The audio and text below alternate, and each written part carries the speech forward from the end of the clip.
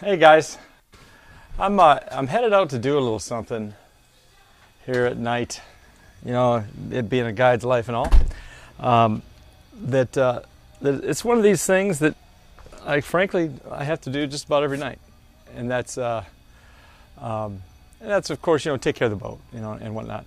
But specifically, turn my light on here. Specifically, taking care of the live wells.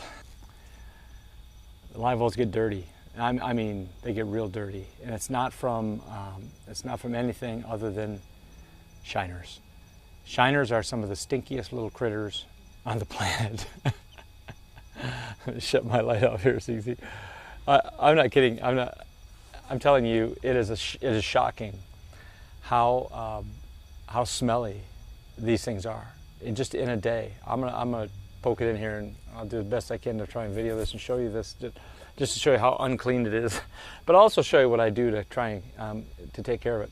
If you come down, you're going to shiner fish, you're bringing your boat, and one of the things you need to be mindful of is the fact that if you're going to shiner fish, you're going to have to be able to take care of your shiners, number one. Number two, you're going to have to clean up after them and be mindful of what that's going to entail. If you leave a shiner in your live well and it dies, oh my God, I'm telling you. It can be days. And the problem with putting chemicals in your live well to kind of clean your live well is that ultimately that's bad for the future fish that's in your live well. You know, you got to make sure the chemicals get rinsed out, and so it's really almost not an option. What I've found is I'll just take a cloth and sometimes a brush, and I'll scrub it out, and what have you. And that's about what I'm going to do here. And but then I've got another little secret that I'm going to share with you on how I ultimately get it cleaned up completely. Now, what you're looking at here, of course, is, you know, I've got my hose in here.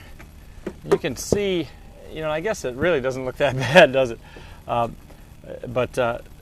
these bottles, I freeze bottles and throw frozen bottles in my tank to keep the chlorine and things like that from the ice out. It's a good idea to ice your shiners every day. You'll notice here, that there's my camera doesn't like when I do that. You can see there's a scum line and whatnot in here, and there's quite a bit of debris and what have you. And that's the problem, is that debris. You know, it's the walls itself are pretty nasty. You know, they're pretty dirty. But it's that debris that lays in the bottom of the tank. That's the stuff that really is problematic. And as I said, generally I just take a cloth, you know. And I mean, you can see down in here or not, but you know, the lighting's not perfect here. Neither is my camera work. But I'm going to take the cloth in here, and I'm going to scrub the sides of the live well. You know, just as simple as that. You gotta keep things clean. You know, your guests are going to want to get into a boat that they feel like has been taken care of. One of the things that I really take a lot of pride in, and one of the things that astounds me sometimes, is the condition of some people's boats and how bad they are. At the end of the day, I always put myself in the position where, what would I want from my experience? What kind of rods and reels would I hope to have? What kind of boat would I hope to be in? How would I like to be treated? And those are the focal points of what I do. And it's just my nature, I guess, to a certain degree. But you know, I want to put my best foot forward, and I'm going to tell you something. Stinky live wells can make that difficult. All right, so I'm going to go ahead and clean this up, and then I'm going to show you specifically the finishing touch, which is really the thing I want to show you. Well, here I am at the gas station. Of course, as you may well imagine, the gas station is a big part of what I do. I will say a couple things about my motor at this point. It's astounding how fuel efficient these new big heavy-duty outboards are. It seems like the faster they run, the cleaner they run, the better the fuel economy. It's absolutely amazing. I'm getting about 35–40% better fuel economy than I did on my previous motor. And of course, my previous motor was a 10-year-old racing Merc, so that's probably not fair. But in any case, it's quite astounding. But I also want to show you something else here too. While I'm fueling up, I showed you the live wells a few minutes ago. Oh, Sorry. I showed you the live wells a few minutes ago, and I talked about how taking care of your shiners is so important, and taking care of keeping the live well clean is so important. But I want to show you something. I want you to see this device right there, this apparatus here, and I've got one over there as well. And those are I use a dual 12-volt bubbler system. It's actually dual, if that makes any sense at all. I've got, each one is a dual aerator.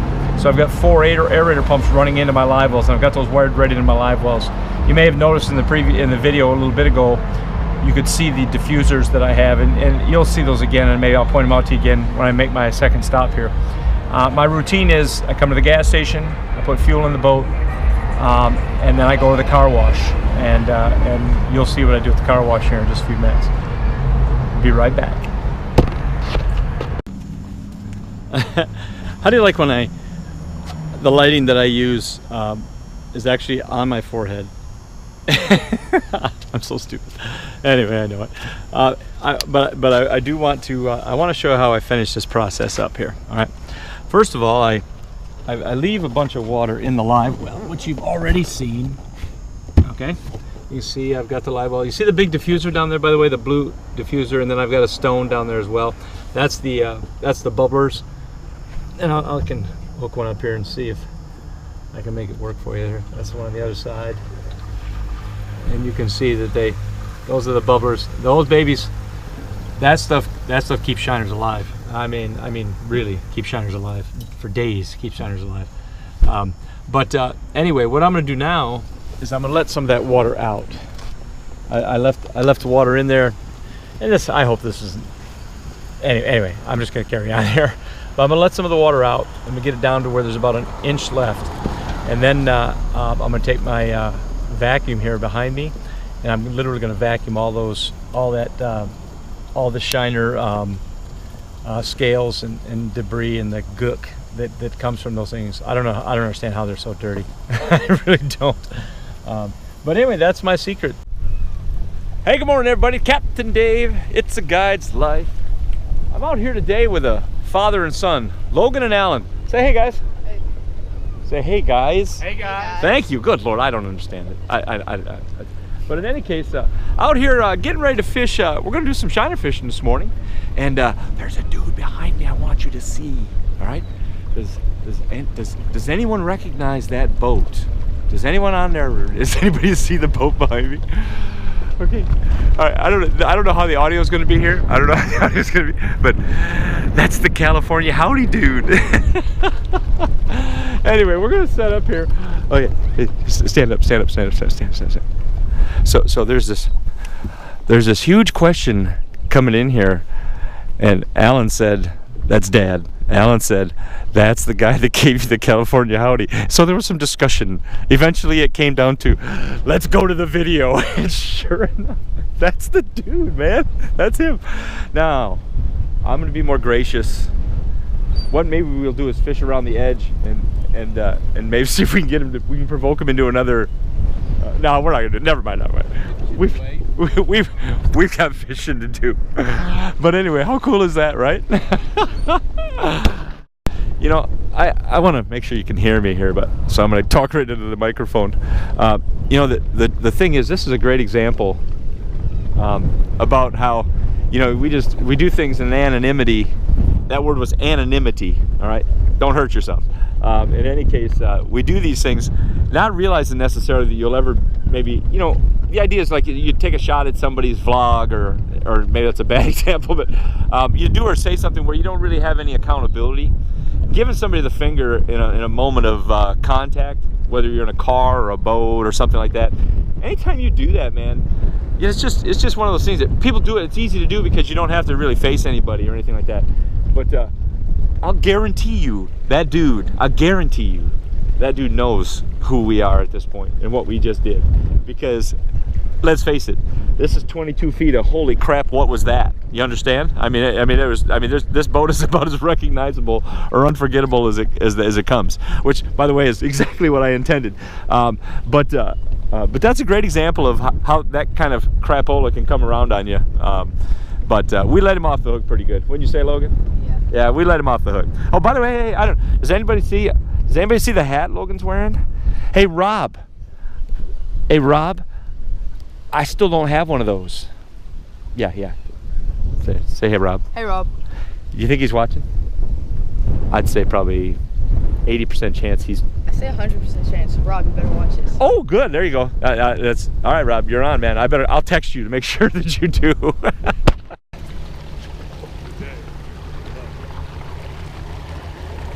And anyway, so this whole time we're fighting this, larger, and you know that didn't even seem like the guy now, did it?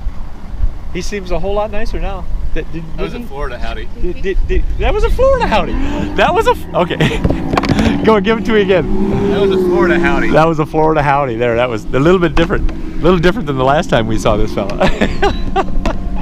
So.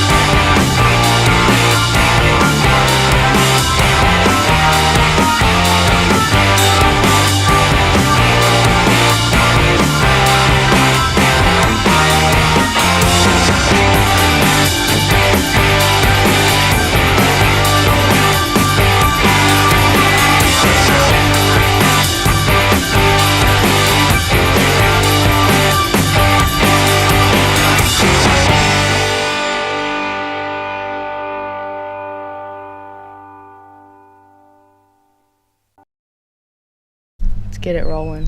Let's get it rolling.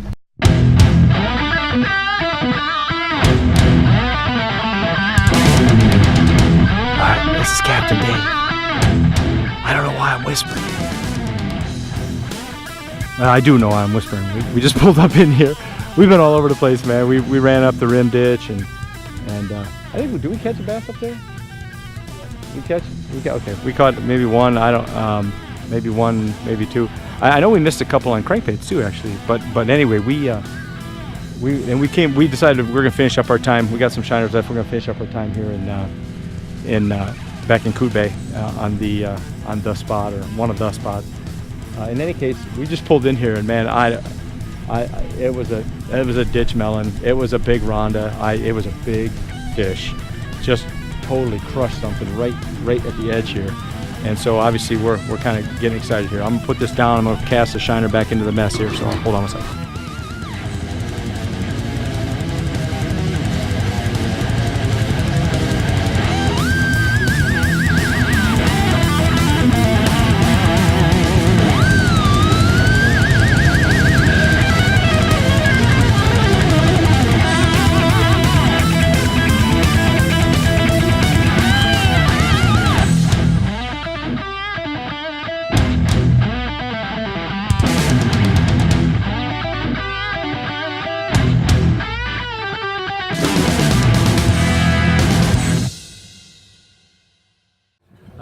guys, Captain Dave here. Hey, I am shooting. Oh, hold on, I got my hand in front of the screen here. I'm cupping my hand because I was given advice that that's a great way to make the audio a little bit better when you're shooting with your phone.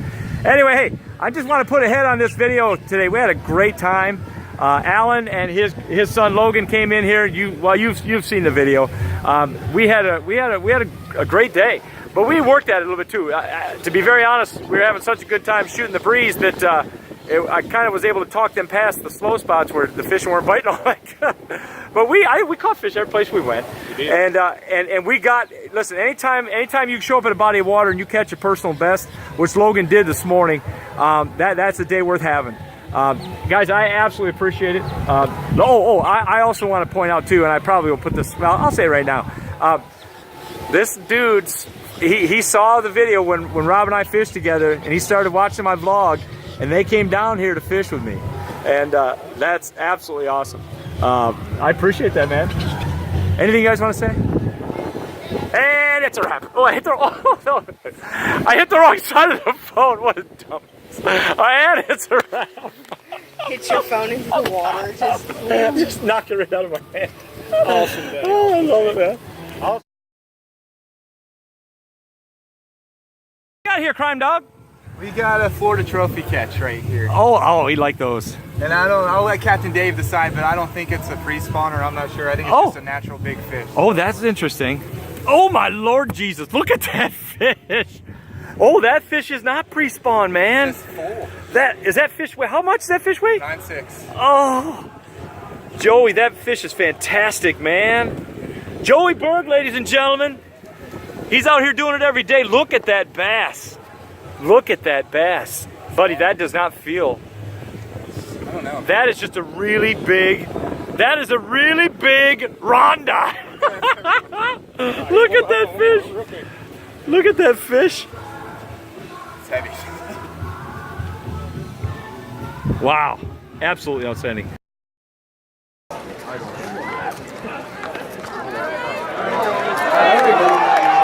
Nathan Pettis to our carrier.